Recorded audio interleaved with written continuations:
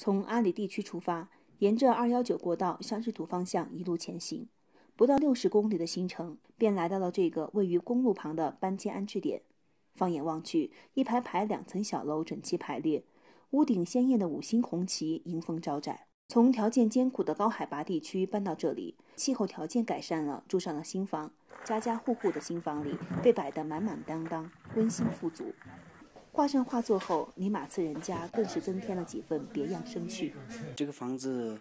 有90多平方，一家人住上的话很幸福。新的一年，新的生活，在搬迁群众眼里，温暖的新家是幸福，物资的富足是幸福，家人的团聚是幸福，党的关心关怀更是幸福。到了那内部大讲了，新人就讨厌这都等个，他们就是给那这都这个老子当军那这都地讨了大台湾的乡。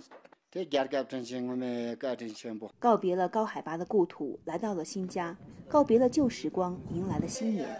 大家也都满怀希冀，许下了新年心愿。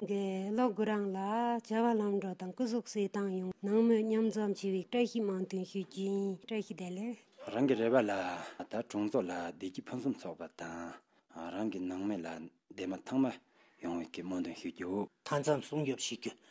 되네나 공가 강압 단내나 랑 심교요스 야도 야전도 길라니를 되네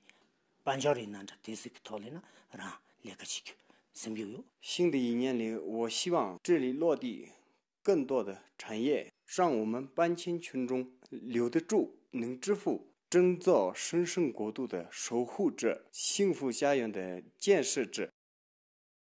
抖音、